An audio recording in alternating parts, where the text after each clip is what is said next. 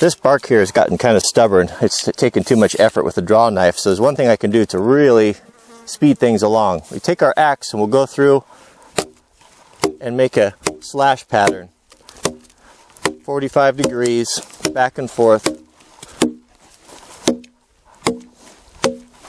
And that's going to loosen that up. You can see it's already chipping it out.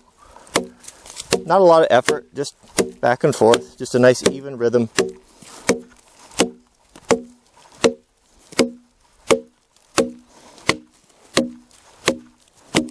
A lot less effort than battling with that draw knife. Once we get through here and loosen this up, then we can take our draw knife and clean up the remnants.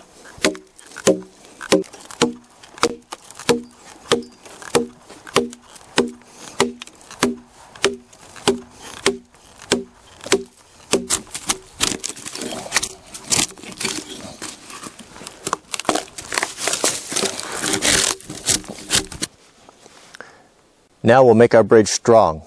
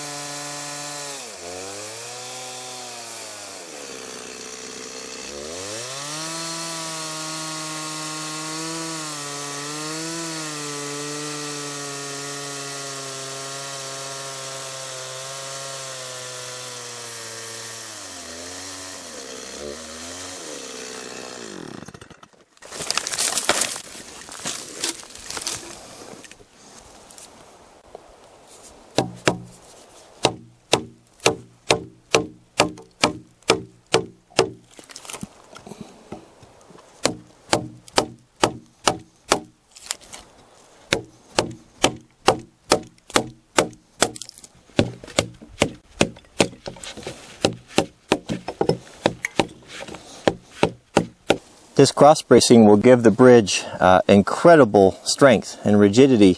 It's more than just a walking bridge because we're going to have mountain bikes that are going to be coming and hitting the bridge, coming on at high speed, and Jack will be riding his quad, and other kids will be riding motorcycles and stuff out here, and we need it to be really tough. And if it does move, I want it to move as a unit, not to rack.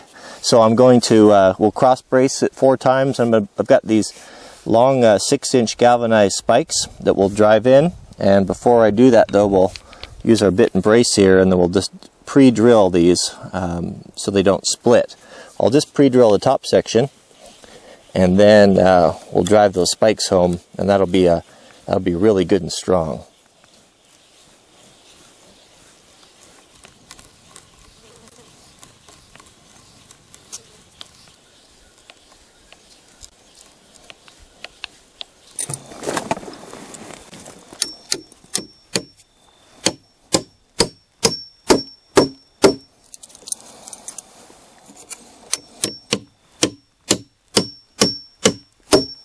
To fill in that gap, we can grab some of the chips that we have and wedge those in there.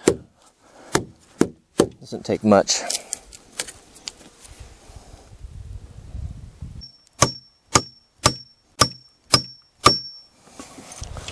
These logs have a taper in them, so we want to make sure that our outside dimensions are the same, not the inside. So we're at 42 over there, and we'll want to be the same over here, which is pretty close. Right there. That'll do it.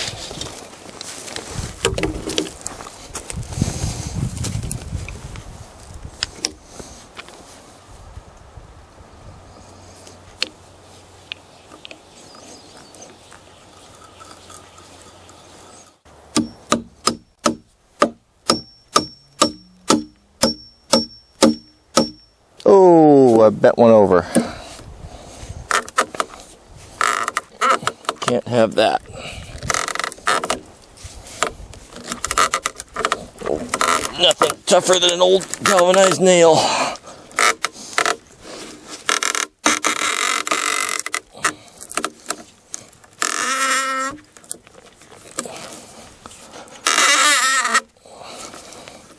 One more. Oh, no, two more. Those are long old nails. And they're not very heavy. They're not much heavier than a 16 penny, so they're one wrong hit and you're done. All right, let's try that again. Nobody's perfect.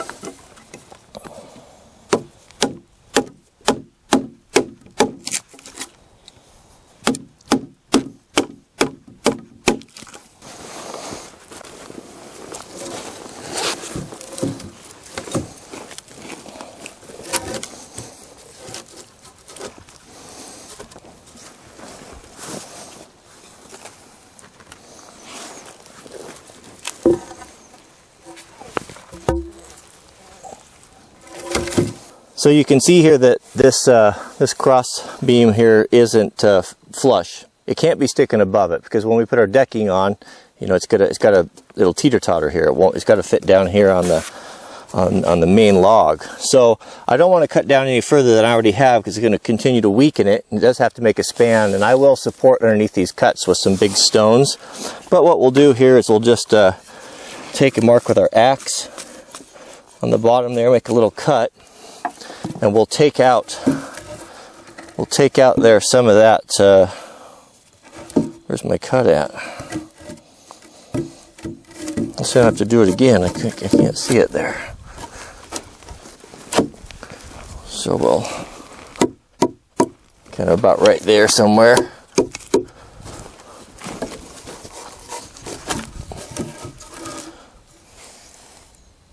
Okay, there we go. All right. So what we'll do is we'll take this down. So we'll just put that in there so it doesn't slip on me, and we'll just take our hatchet.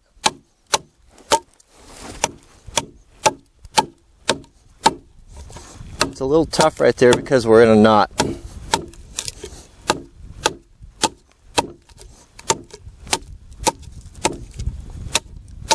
But it'll go.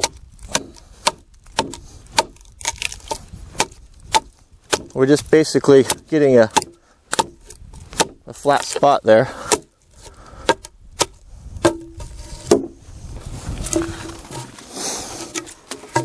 As you can see, I'm not using the Husqvarna axe because I don't like it. Don't like the blade shape, and I don't like the weight of it. I like this one. Okay, we're still a little high there.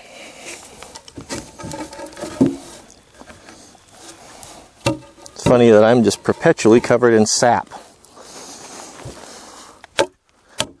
Let's take a little bit more.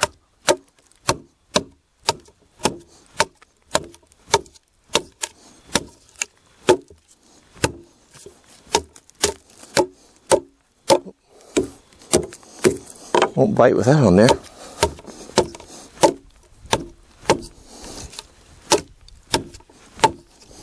I'm just right in a knot. That's why it's not splitting very good.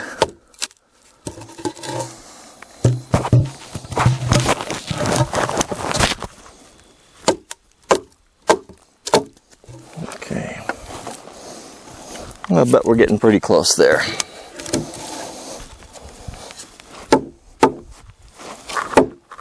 Okay, so you know what we want there is we want We don't want any of that action, right? So we'll just do it one more time and we'll have it.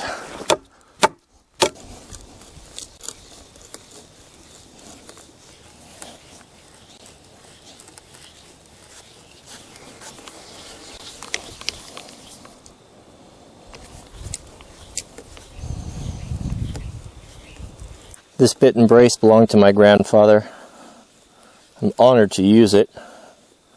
I'm very lucky to have it.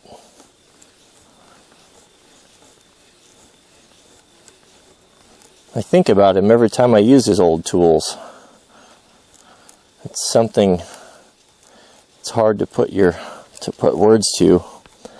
To have my hands on the same tool that he used when he was probably my age or younger.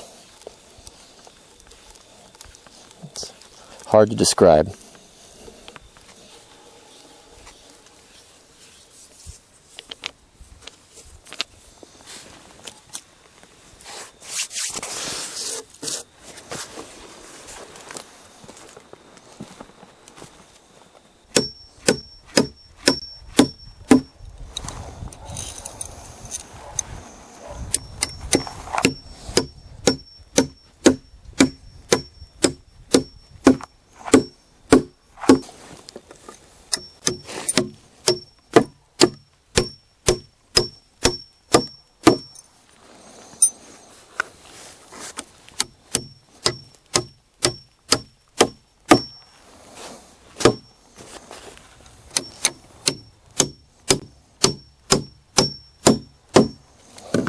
Boy, putting a bridge in sure slows down your trail building.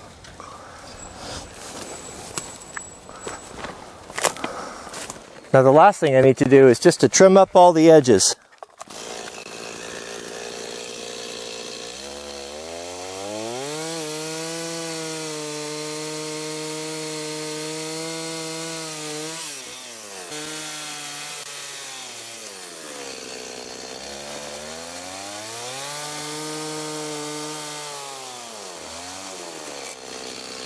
That's what I call properly done. A primitive bridge, but effective and strong, and something you can do without really any special tools. I did cheat a little bit by using a chainsaw. I don't know if that's cheating or not. That's speeds things along, but you could see if you didn't have a chainsaw with a come along, you could do all this, everything with a hammer and some nails and a hatchet. So it's kind of a fun project, and it's going to be nice to have this here. It's fun to go across little bridges when you're mountain biking and hiking and skiing, especially with skiing. And you come through here and where that creek is running and it melts all the snow, and then you have to worry about scratching your skis. So this is going to eliminate all that. So we'll have to surprise Mrs. Wranglerstar with that. She doesn't know. She never knows what I'm down here doing. I don't think she's going to let me in the house with these tonight. Well.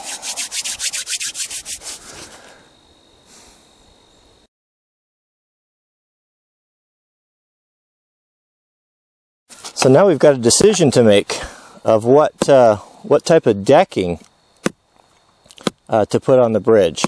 We could go with just a regular board, like some full 2x, or we could do it kind of more rustic, like this here.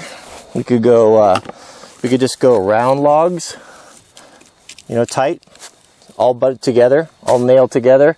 It'd be a little bit bumpy, but that'll work. It'd look kind of rustic. Or we could even take some a little bit bigger than this and split them in half and put the flat sides down. That's one way to do it. Would be a little bit less bumpy. What do you think?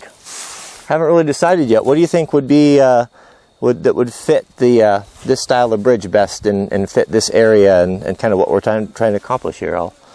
If you have a better idea than that, I'd like to hear it.